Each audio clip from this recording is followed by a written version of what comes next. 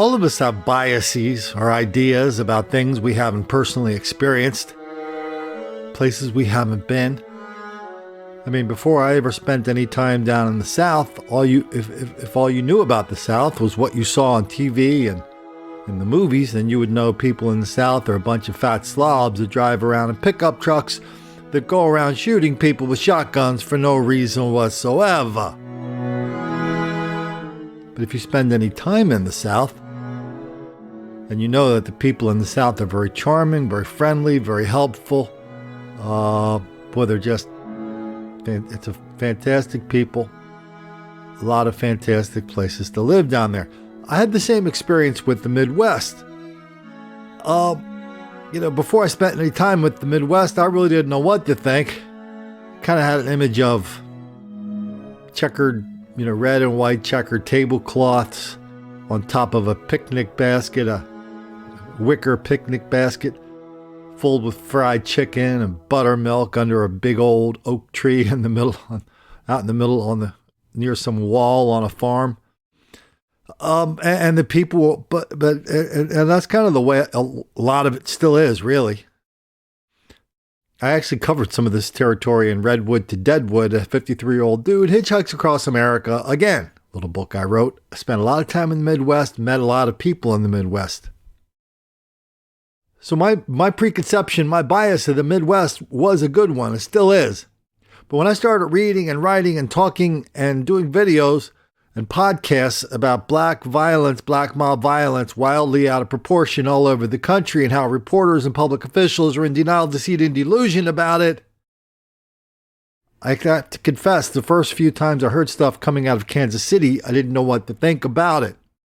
Thought there must be a mistake. Maybe it's a one-off. Maybe your white kids were doing it. Well, none of that was true. Kansas City is a center of black criminality and black mob violence, and it has been, especially centered around a place called Country Club Plaza. It's an entertainment district. It's a nice place. That's what makes it so weird, that it's built really close to a public housing project. Lots of the fellas live there, and every once in a while, large groups of the fellas and their lovely ladies go into the plaza and create enormous amounts of chaos, mayhem, and violence. The people who want to go out to dinner to have a little glass of white wine and a piece of fish, they don't normally like being exposed to that kind of stuff. But it's been happening for a long time. So why don't we take a look at the latest example of what's happening out there? And this is not just an example of the violence and the mayhem that black people are creating at the plaza. It's also an example of how these reporters, they just walk into a situation and act as if this has never happened there before. Maybe, there's a good chance this reporter didn't know it happened there before. Maybe he's just one of these nomads that come in and out of these medium-sized markets on the way to bigger and better things. I don't know. But we've got clueless reporters in this story you're going to hear. We've got clueless witnesses, clueless victims. Nobody really knows how prevalent this is. Nobody knows how much reporters and public officials are really, really eager to ignore, minimize, deny, condone, excuse, even lie about it. So why don't we do this? Why don't we hear the latest story out of Kansas City? Then why don't we hear a few stories that I've documented in both of my books, Don't Make the Black Kids Angry and White Girl Bleed a Lot. Why don't we just go through a couple of those stories just as a reminder to the reporters and to the people who live near the plaza what they've gotten themselves into when they live there and what they get themselves into when they ignore what happens there. Yeah, well, what started all of this remains a mystery, but witnesses we talked to say that there was a lot of screaming, yelling, and running all over the place. Emergency vehicles swarming the plaza Saturday night after what witnesses called a chaotic scene. There were a lot of teenage kids just everywhere. One witness, who only wanted to be identified as CJ, says she was sitting at a red light near 47th and Main when a group of delinquents started kicking and jumping on her car. One of the kids flipped me off, gave me the middle finger, They started making gang signs with their hands. She was able to get away and found a KCPD officer who she says told her there was mayhem on the plaza. I said, "Oh, so you know about it?" And she said, "Yeah, there are kids just beating up people. There will probably be kids going to jail tonight." Fox 4 confirmed that at least 3 people were assaulted on or near the plaza Saturday night, including a Cheesecake Factory employee on his way home from work. We just thought, oh my gosh, when are the bullets going to start flying? And I told my kids, I said, if something starts going off, hit the ground. Deborah Bryant was headed to dinner with her family. They own a condo at Parkway Towers just blocks from where the scene was unfolding. It was just like this 40 kids, all looked preteen, teen, and they were screaming and yelling at the police officers. Some of those officers had what appeared to be cans of pepper spray, but a KCPD spokesperson says there are no reports that the spray was ever used. We didn't see anybody get taken down. We didn't see anybody being roughed up, but it was just like a pack of wild kids. Deborah says the whole scene was enough for her family to question whether they should keep their condo in the area or sell it. We don't want any part of this. We're not judging the kids, but it was just not appropriate. Well, one manager, a restaurant manager I talked to, says that he has never been as scared to be at work than he was on Saturday night. Now, the city does have a curfew in place for its 5 entertainment district, which includes the plaza, but that's only effective during the summer months. Live in Kansas City, Zach Summers, Fox 4 News. Okay. It was what it was. A couple of kids blowing off some steam in the Country Club Plaza in Kansas City. Wow, not much to it. Lady said, wow, I didn't really sign up for this when I moved into the condo. I didn't know anything at all about this, Colin. Colin, I've had my head in the sand. I don't watch local news. I don't really try to read between the line on local news because the reporters didn't say that there's large-scale black mob violence at that plaza. The reporters didn't tell us that people going to the plaza, from the plaza, are victims of black-on-white crime, violence, robbery, and murder. I just took their word for it, Colin. I put the entire safety of my family in the hands of a reporter who knows less about Kansas City than your average tourist at the airport. I loved it when that one lady said, I'm not judging them. I'm not judging them. What the hell is the matter with you? Why do you feel like the need to say that? Of course we're judging them. This is repeated patterns, predictable, like clockwork, nasty business at the plaza, happening for a long time. And yes, we should damn well judge them. Especially since Kansas City is one of those places, if somebody gets a sign and scribbles Black Lives Matter on it and sticks it out a window at 1 a.m., there's going to be 20 TV cameras there asking for great details about why they are victims of white racism in Kansas City. And when they tell these little fairy tales of white racism in Kansas City, nobody checks. And everybody just says, oh yeah, could you tell us some more?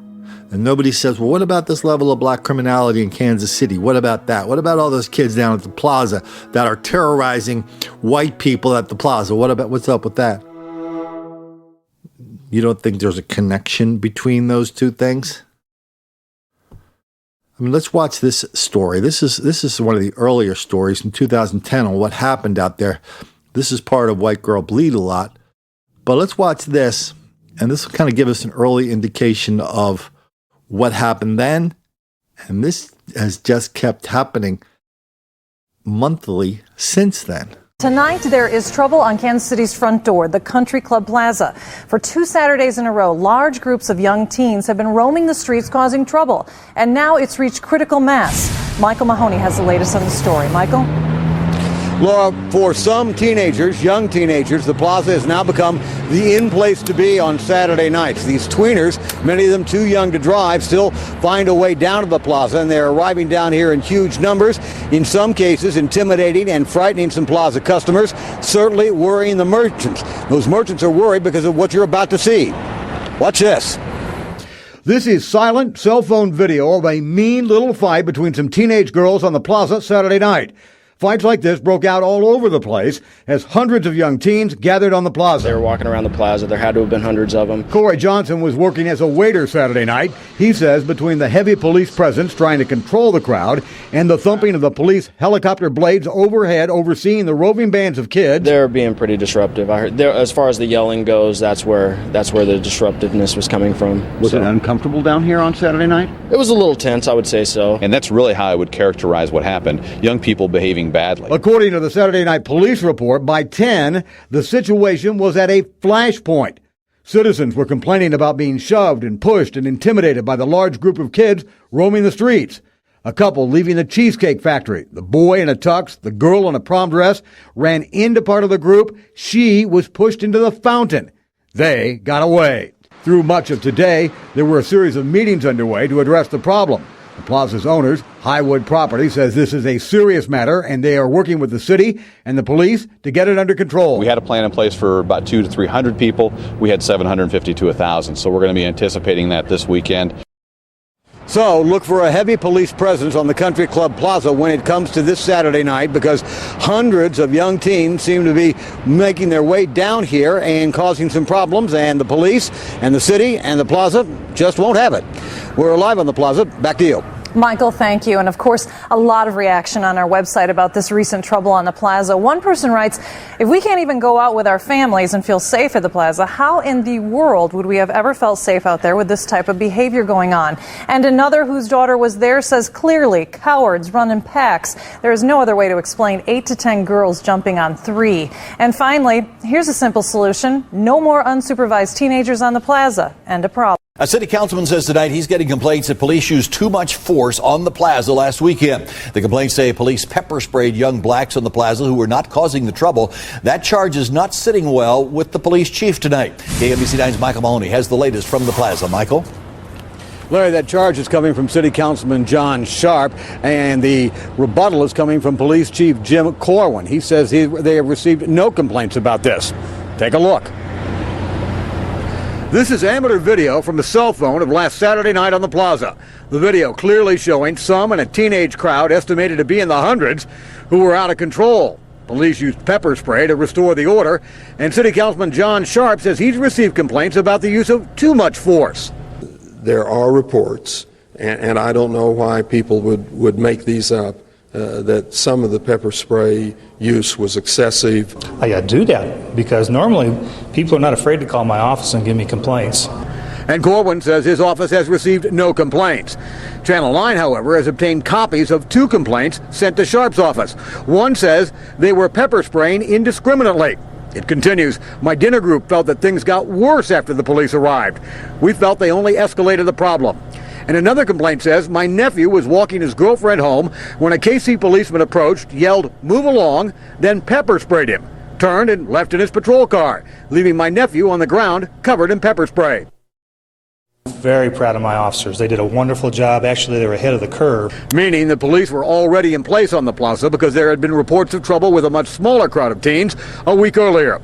And on one spot on this video, it is clear that a uniformed officer is passed by a group of teens, some of them the same people involved in the fighting shown earlier in this report, and there's no pepper spray here. Still, Sharp wonders if another part of town would get the same treatment.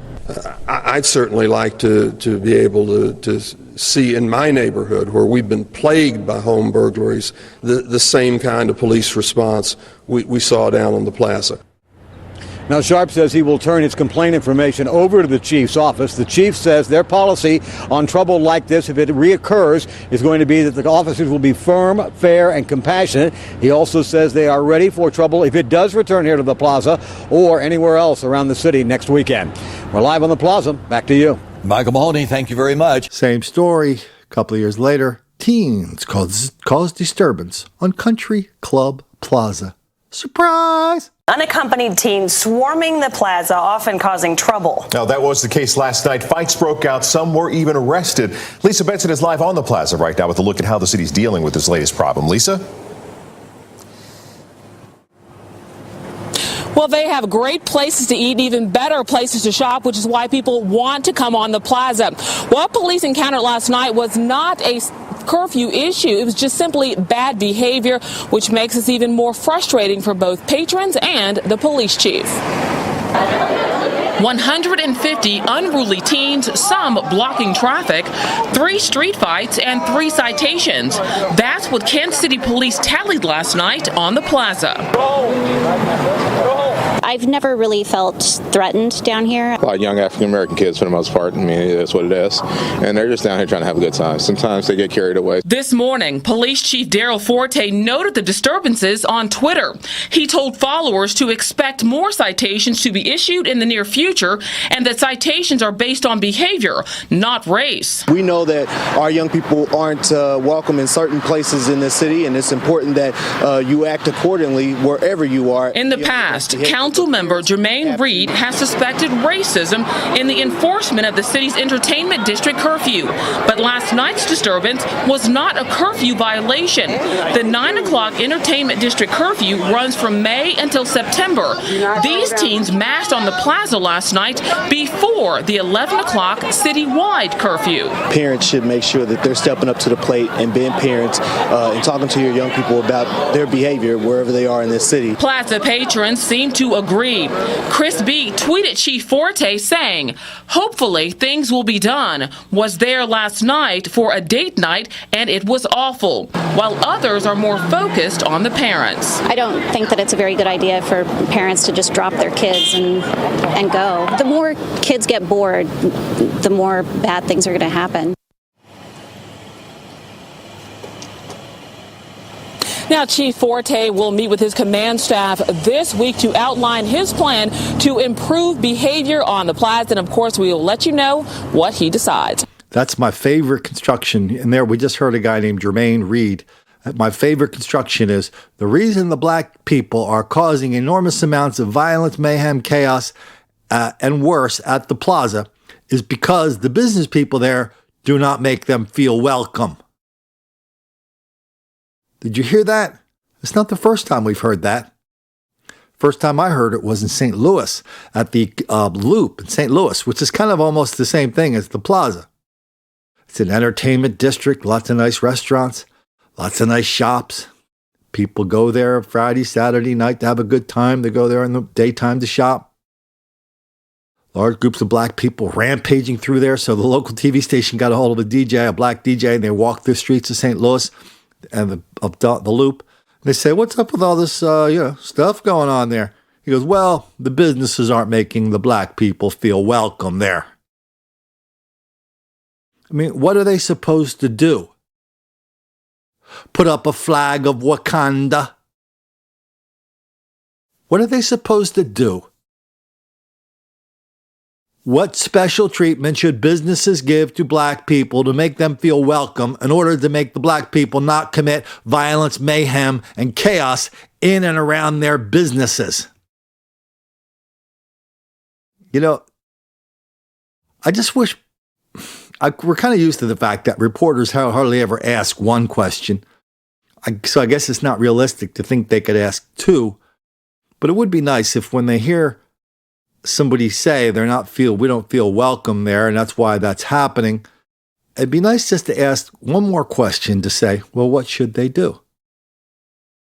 What should they do?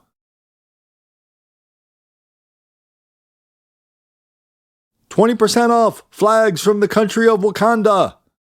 Meet the diplomat, meet the ambassador from Wakanda to the United Nations or America this week."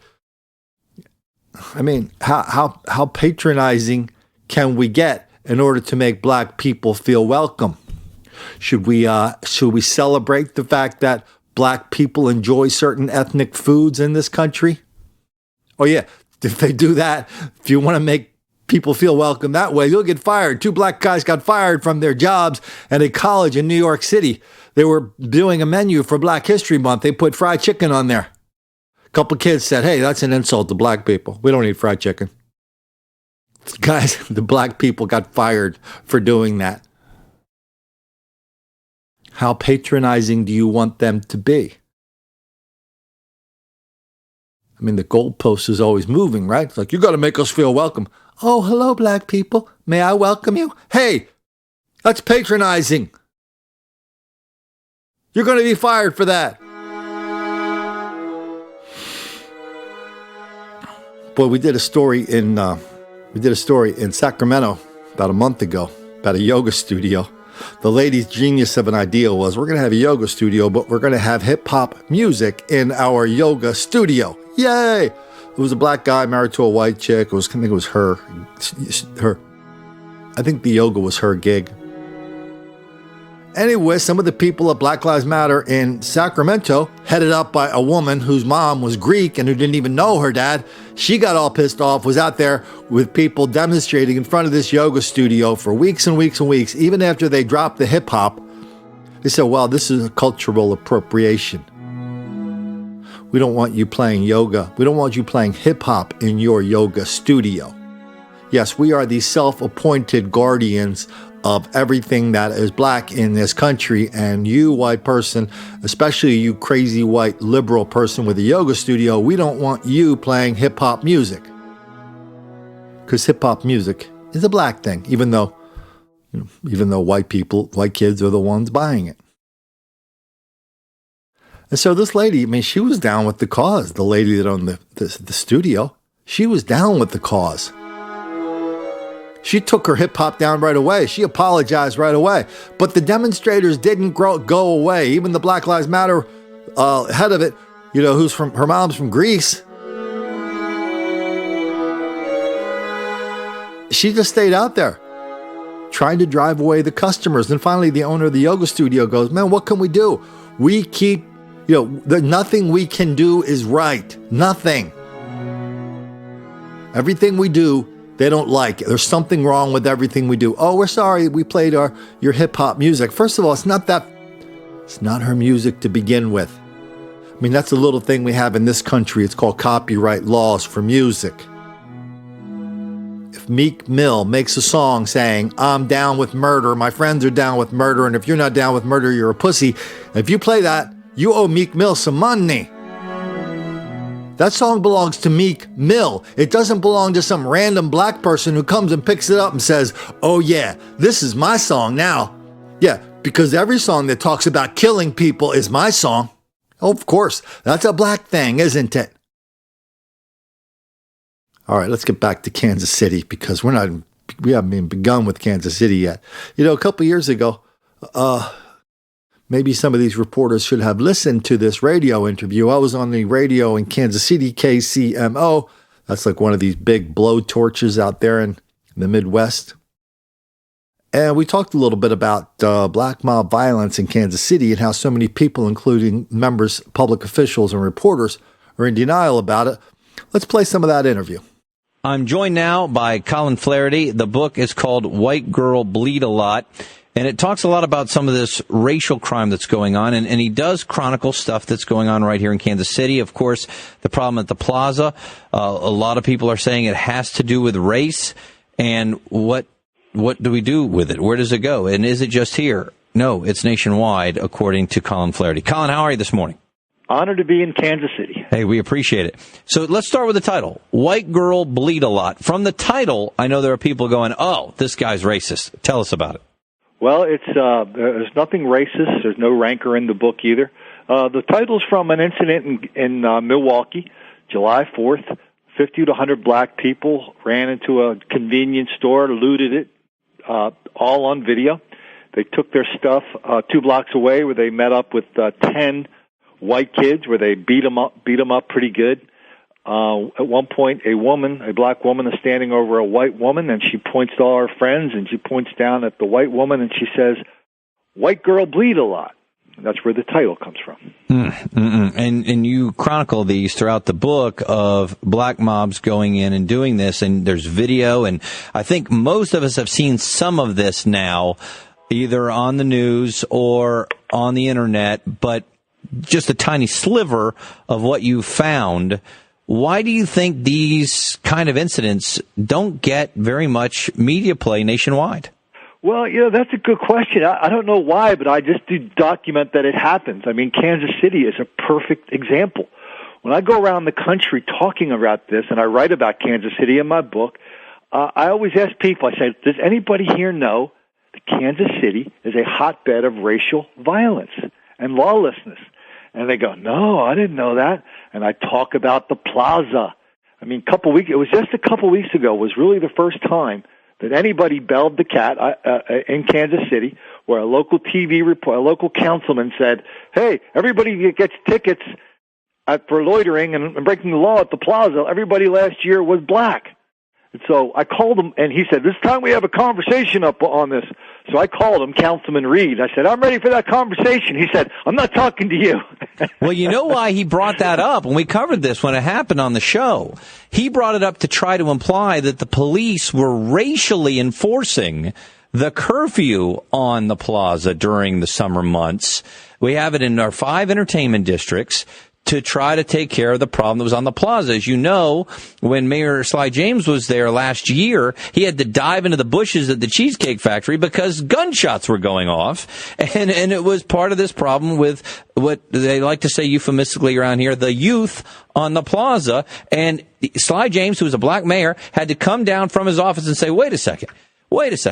Just because the people getting these tickets on the curfew are black doesn't mean the police are racist. And because he was a black mayor, he was able to say that and people didn't go after him. But that's part of the problem. When you say that, then they get on you. Well, the evidence is over the video evidence.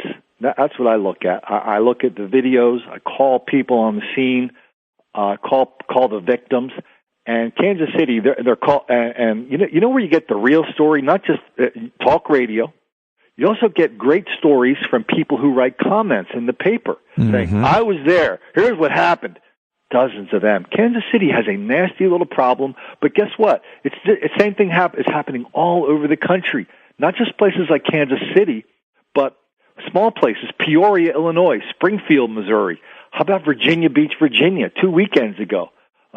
All over. I documented more than 500 examples in more than 100 cities all over the country. Colin Flaherty with me, White Girl Bleed a Lot. Let's do one more on Kansas City, because you chronicle one, June 2011, Roger McBride and his son, grown son, working at home, and about 40 black kids were coming up the street, and the mob kicked in his neighbor's front door. What was going on there? Yeah, so a mob of black people is attacking his neighbor's house. McBride sticks his head out the window. He goes, get out of there, you kids. Well, they all decided they're going to attack him. McBride gets a gun. They're throwing rocks. They're trying to break down his door. McBride presents himself with a rifle. Everybody ran away. And they basically ran away to another neighborhood where they did bad stuff there as well. So McBride is one of the heroes of the book. There are several examples of people who do defend themselves against black mob violence, and that's all over the book as well. Did you see white mob violence? Because I'm sure that there are people saying, wait, you're just trying to stir up racial tension, and you're trying to say that all these black kids, when they get together, they're all violent, and there's a lot of white kids who are in gangs, and there's a lot of white kids who are bad too. Why don't you chronicle that? You know, one thing I don't do in the book, I don't do generalizations, stereotypes. Nor do I apologize.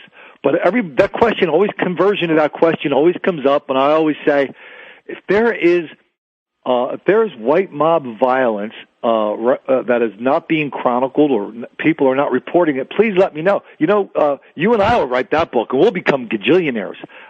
So if anybody has a link, if anybody has a video, please send it to me. So like you say, you're not trying to say all black kids are like this or all black people are like this. What you're saying is, this is what is actually happening. These are facts, and it's not being reported this way. And that's the point, and we need to go from there. Yeah, and here's the bigger picture. We live in a very race-conscious country. Every day, you and I pick up a paper and read about black caucuses, black churches, black colleges, black newspapers, black radio stations, and many of the stories about those institutions are written by members of the National Association of Black Journalists. Yet we have, on dozens of occasions in downtown Kansas City, at the plaza, dozens of occasions, we have large groups of black people doing all sorts of bad things, and these same reporters then turn around and look at you and claim they are colorblind. There's something going on. That's what the book is about. The book says something's going on, and why don't we figure out what it is? Colin Flaherty, White Girl Bleed a Lot is the name of the book here. Have you noticed, I've had a lot of listeners email me, and I've seen it in some of the reporting, that they're leaving out the race of the suspect when they report the case. And they didn't used to do that, and you're wondering, at least I'm wondering, why. And I think it's what you're getting to there, that for some reason it's become taboo to report the facts on the case if it puts one race in a bad light. You know, I actually wrote a chapter about how Melissa Harris Perry on MSNBC talked about that on her TV show. She said that she was having a discussion with a Harvard professor, and she said, you know, black reporters won't report some black crime if it makes black people look bad. Now, when she said that, I said, did she really just say that? And so that's, you know, I all these videos that I have, I link to, including that. It's so there's some stuff out there that people are afraid to talk about. People like Councilman Reed are saying, let's have a conversation about this. But I don't find a lot of people open to this conversation. Yeah, it doesn't want to really have the conversation, because if the conversation shows that the majority of the problem with the intimidation and the kind of I don't know the word really, because if you see what's going violence, lawlessness. Well, but some of the stuff that's going on in the plaza is not necessarily violence. It's a group of teens who are like walking in front of traffic, trying to intimidate traffic, maybe yelling at people, maybe trying to intimidate them, but not really always getting to the point of physicality. But when you find out that the vast majority of that is happening from black youths, and if you say that, now all of a sudden you're a racist. And that's the level that doesn't make any sense when you're saying, wait a second, these are the facts. This doesn't mean all black kids are bad. Just like if a white kid in my neighborhood threw a rock through my window, that doesn't mean all white kids are bad. But it's the fact of the case. Now, here's the thing. You and I'm just standing on the corner watching a car crash, and I'm wondering, I'm just a guy saying that's a car crash, and I'm wondering why everybody around me is saying there's no car crash there. Right. So I'm not going to sit here and apologize for noticing there's a car crash, and I'm not going to let the people who are the predators all of a sudden flip themselves into the victims and try to turn the people who notice into the predators. People try to do that a lot. Amen. And there's no way you can fix a problem if you won't even admit what the problem is. It's the same thing we've had with this idea that we're not going to call jihadist terrorism anymore. If you can't even name what the problem is, how in the world are you going to fix it? You know, the analogy between those two kinds of violence and those two kinds of reporting is exact. There's a lot of people ignoring it, a lot of people wishing it away, but it's not going away. Well, Colin, we appreciate the book. We appreciate you just, telling the facts like it is, letting the chips fall where they may. If people read the book, you will see it's not a racist book. It's telling the facts. Colin, thanks for being with us today. All the best out of Kansas City. Same to you, sir. All the best. Thanks. Colin Flaherty, White Girl Bleed a Lot. Okay, this next interview is weird. Oh, by the way, how did I do on the interview? Did I say anything that was wrong? Did I say anything that was didn't come true? I almost said in spades. Did I say anything that didn't come true 100%? Was I the canary in the coal mine? I think the answer is yes, and yes. Anyway, here's another story out of Kansas City. This is a video. The audio on this is a little, if you didn't know what the audio was, you might not understand. It's about 90 seconds of, I'm going to use about 90 seconds of audio. What it is, it's a bunch of black people walking down the street. You'll hear them say they're at the plaza. And when you hear a crunching sound or a loud spiking sound, what you're hearing is a bunch of black people taking running jumps and jumping on the hood of a car. Now, I don't think that's a casual repair. Anyway, they're walking down the street. They're doing that to every car. And at the end of the video, you will hear cops chasing the fellas and telling the one guy he's under arrest. Dumbass shit niggas do at the plaza. Look at dumbass niggas. Dumbass shit niggas do at the plaza. Look at these dumbass little niggas, man. What the fuck? I got on kicks, dumbass niggas. What the fuck is wrong with dumbass niggas? These niggas is dumb as fuck. Oh my god. They dumb as fuck. Oh, what the fuck? Dumb nigga shit. Out of there. Look, they better get out the car. Dumb nigga shit. They gonna shoot y'all. Oh, Kurt! No, wait! Oh my god! Dumb nigga shit. Dumb nigga shit. Hey, I'm gonna do it. No way.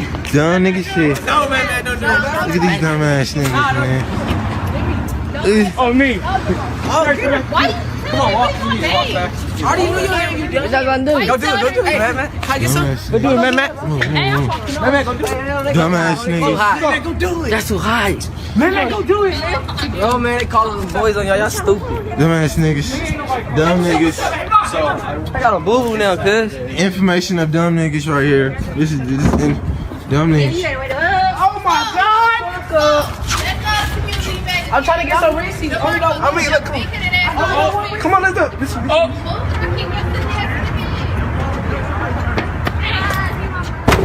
Dumb niggas. Dumb niggas. Dumb niggas, man. Dumb niggas. Dumb niggas. Dumb niggas, man. Dumb niggas. Dumb niggas. Dumb niggas. Dumb niggas. Look at it. Look at it. Man. Get on the ground. Damn, dumbass niggas. Dumb niggas. Hey, come here. You're under arrest, too. Get over here. Me? Oh. Yeah, here's another story over the last couple of years. Some of the teens, they had guns at the Country Club Plaza. Apparently, according to what we're about to hear, that's not a big deal. Weekend on the Country Club Plaza after a teen opened fire, injuring 2 people near 47th and Broadway. And right now, Kansas City police are still looking for the gunman. Today, we did uncover a lot more about the shooting, though, as people who witnessed it opened up to us. 41 Action News reporter Ariel Rothfield joins us live now from the plaza. And Ariel, what did you learn today? Well, Mike, we learned about 3 scary situations which unfolded here in the plaza in the last 3 weeks. All involved guns and teenagers as young as 12 years old. All of a sudden I heard just these, I thought they were like firecrackers, actually. Matt Orr says he's never seen anything like this on the plaza. It was insane. I had no idea what was going on, but I knew that something was going on because people wouldn't be acting like that otherwise. Standing feet away, he heard shots ring out Saturday night across the street. A woman and a 14-year-old boy hit in the leg after police believe a group of 13 teens got into a fight. To me, this place was a really high-end place. It was, just a really fancy place to me, and for that thing to happen, it kind of changed my perspective of the whole plaza. Brian James isn't alone. This woman, there's no chance I would ever go back there after dark. Who asked we not show her face, also says her perceptions have changed after Waterfire KC when she and her family saw police chasing a group of teens. We saw one of the young men, he kind of fell almost, but he threw a gun underneath the car. In front of this parked car in front of the sugar store. And the cops kept chasing him, and there was just more of them. There was more young men that came running. Kansas City police tell 41 Action News they did recover a gun. Several teens were detained, questioned, but later released. A week later, police reports show officers on the plaza responded to yet another call involving a gun, making the total 3 incidents so far this month. Teenagers don't really have a place to just kind of fool around. And so I think they go to places like the plaza and they go to places like Zona Rosa. And it's not a bad thing until one of them brings a gun and starts shooting people. We did reach out to the plaza management in regards to Saturday's shooting. They tell us they are working closely with Kansas City Police Department. As for other security measures, they tell us they have a lot of things that are visible and not so visible, and they do hire armed off-duty Kansas City police officers. Live on the plaza, Ariel Rothfield, 41 Action News.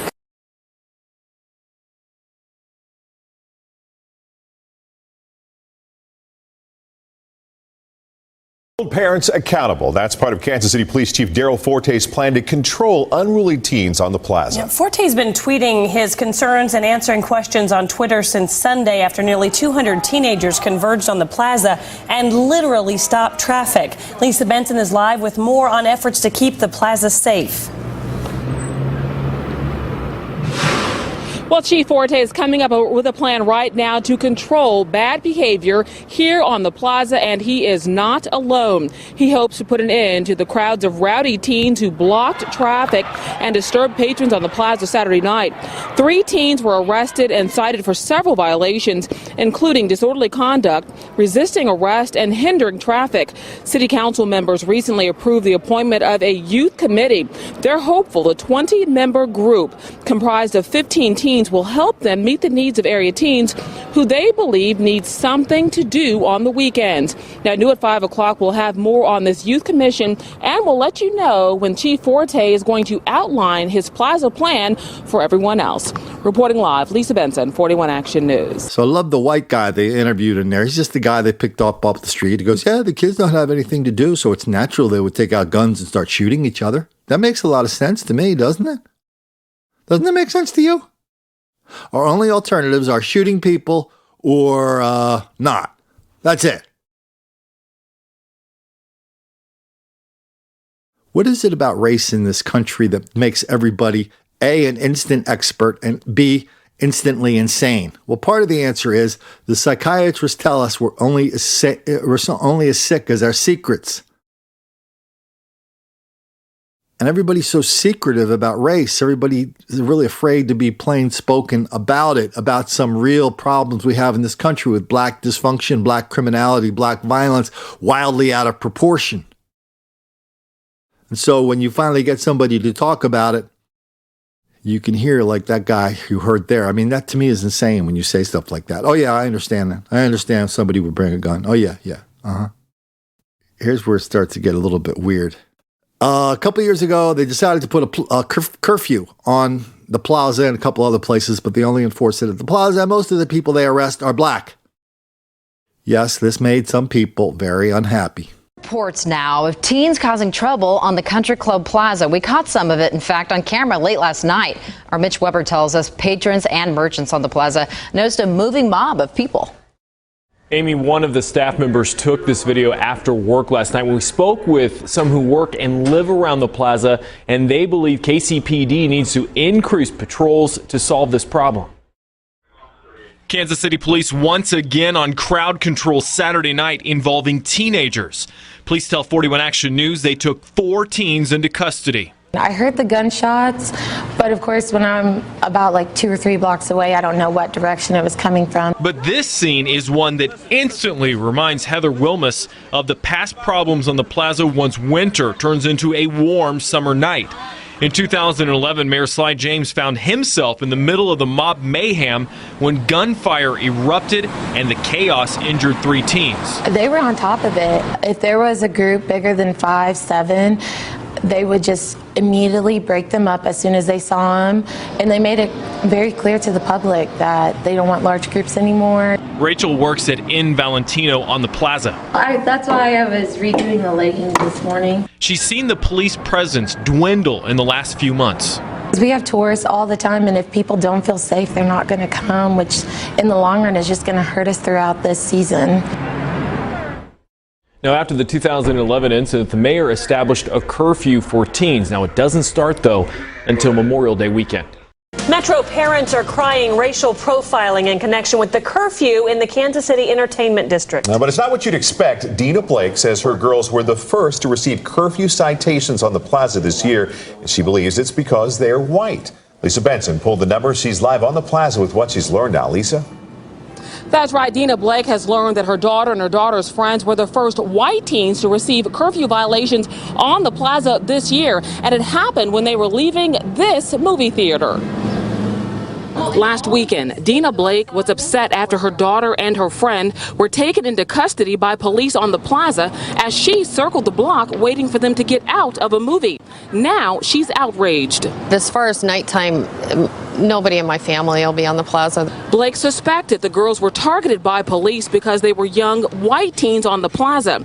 She believes the police department's report proves that. 100% of the citations were issued to black kids, and then I believe that when it came out that that was occurring, they were feeling pressure to find white kids and issue citations, and my daughter and her friend fell into that trap. According to the report issued by the Kansas City Police Department, this year only 2 white teens had been cited for curfew violations in the city's entertainment districts. Those citations were issued last weekend to Blake's daughter and her friend. The numbers are what they are. You know, there's a curfew, it's enforced across the board, so, you know, we don't really have much control over who is in violation. Kansas City Council member Jan Markison represents the 4th District and says race is not a factor when it comes to curfews. Safety is their top priority. She encourages parents to accompany their children if they want to hang out on the plaza. The parents need to understand how the curfew works, and it seems pretty straightforward. Citywide, 43 teens have been cited for curfew violations since January. 33 were black, 10 were white. And of course, this is a story that we will continue to follow. In fact, Monsters University is playing tonight, and we talked to the city about whether or not they are planning on getting some signage up to let people know when the curfew hits. And that is something, of course, we'll continue to follow, and we are going. The large group of teens had just seen a Disney movie when they say security and police took them into custody on the plaza.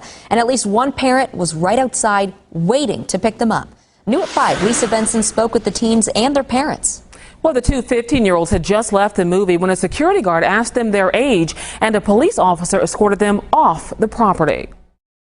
Officially a college student. Monster University is a Disney movie about monsters becoming friends. Abby Blake and Natalie Hickey watched the movie at the Cinemark Theater on the Plaza Saturday night before being taken into custody. She goes, "Do you know that you're in violation of the city ordinance?" And we're like, "No." And she goes, "You're breaking curfew." And like, I didn't even know there was a curfew. Well, I told the first guy that my mom was there. He didn't care. Abby's mom was driving around waiting for the girls to get out of the movie when she got a phone call from Abby, who said they were being taken away by police. And the whole time I have no idea who has them. Is it really police? Who has them? The girls say Highland Property security guards and Kansas City police officers escorted them across the street and around the corner to the security office, where they were put in a holding area. That's where Dina shot this video as she waited for her daughter, who said she'd been searched for weapons. It has given no indication that they have a reason to search her. One by one, an officer would come out and give a citation to the parent and then let one kid go. David Hickey is Natalie's father. He didn't know that the city had changed its curfew to 9 p.m., but has since researched the exceptions. More specifically, Section 50-237, which reads, when any person under 18 years of age is returning directly home from school activity, entertainment, recreational activities, or dance. David believes the girls didn't violate curfew. The law wasn't enforced right. They were there waiting for their parents. To me, that qualifies as returning directly home. Both parents received citations to appear in court on August 16th at 9 a.m. They could face a $500 fine for allowing their daughters to watch a 7:40 showing of Monster University. Now, I contacted Highland Properties, Cinemark, Security, and KCPD. I talked with someone at each agency. They all said they could not make anyone available for comment today. We'll be sure to follow up tomorrow. Lisa Benson, 41 Action News. And so the people who were unhappy were the people who were saying, hey, you're only arresting black people for violating the curfew. What's up with that? That's what a councilman said, the guy we just heard from, Jermaine Reed. Over the next week or so, cops started hanging out around the movie theaters. Kids coming out of the movie theaters were arrested and put into custody for violating the curfew. That's how you arrest white kids. So a white kid coming out of a movie theater, a Disney movie, standing outside waiting for her parents to pick them up. The mom is circling the block. They get arrested and put in the slammer.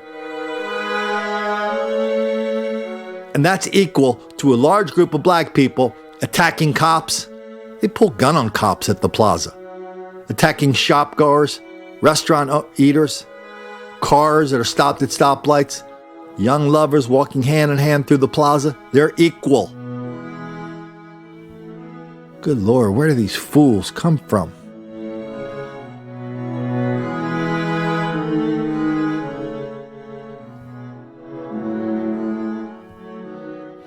I mean, we could do these Kansas City stories all day long. But I just wanted to give you a big overview of how in a place like Kansas City, where I don't think, if you hadn't been there, maybe you wouldn't think this stuff was going on there. I wouldn't have thought that. But it's Kansas City, Missouri. There's some bad business going on in Missouri, not just Kansas City, not just St. Louis. What about Springfield, Missouri? That's where Brad Pitt comes from. We've done a lot of stories in Springfield. A lot of stories involve college athletes going to these colleges in these small towns in the middle of nowhere. It's like when you go out to recruit a football team, which is exactly what happened to a big story I wrote about Springfield. You go to these places to recruit football players. Well, when you're in Springfield, Missouri, I think it's called University of Missouri Springfield or Missouri State Springfield, you're not really getting the A-level recruits. You're going down to the B, C, and D level, the recruits that might be good, but yes, they have a long criminal record. That's what happened in Springfield, Missouri. And there was a lot of argy-bargy in Springfield, Missouri. So if that's what's happening in Kansas City, Missouri, if that's what's happening in Springfield, Missouri, wow. What do you think's happening in the rest of the country? Let's finish it up with a quote from the former mayor of Kansas City. He was the mayor of Kansas City, then he became a congressman. He's kind of a big dog down there. His name is Emmanuel Cleaver. He's a big dog member of the Black Caucus in Congress. And there's lots of stuff named after him there. I don't know if it's named after him or maybe he had a famous father, but yeah, there's like a freeway named Emmanuel Cleaver Freeway. His cousin was a gentleman named Eldridge Cleaver. Anyway, Emmanuel went back to the district a year or so ago on an immigration issue. But they said, hey, maybe you'll know something about this curfew they're talking about. So they tracked him down and they said, what's up with this curfew? Let's see if you recognize his answer. Congressman Emmanuel Cleaver brought to town one of the most vocal legislative leaders on immigration reform. But during an interview with Cleaver this afternoon, he became very vocal himself on another controversial topic, the expansion of the proposed citywide curfew. Our Garrett Hake joins us from the town hall meeting of immigration reform. Hi, Amy. Yeah, I spoke with Congressman Cleaver just before the town hall started. We spoke a lot about immigration, but given his experience as a former mayor of this city, I wanted to ask him whether he thought the city was doing enough to fight crime in town and whether he thought the proposed expansion of that citywide curfew would help at all in that effort. Take a listen. All we're going to do is make a lot of black kids angry. Well, I guess I don't need my tagline on this particular podcast, do I? So, hey, listen, the podcast is doing well. Thanks. If you're listening to it right now, you're one of the hardcores. You listened to the end of it. Good for you. Thank you very much. Thanks for the encouragement. Thanks for the support. The people who want to support us are supporting us on PayPal. You could find my PayPal account at myminds.com/Colin Flaherty page. Or if you remember this, it's paypal.me/Flaherty457. The only reason I can remember that is because it's Fahrenheit 457. Flaherty 457. PayPal.me/457. Flaherty 457.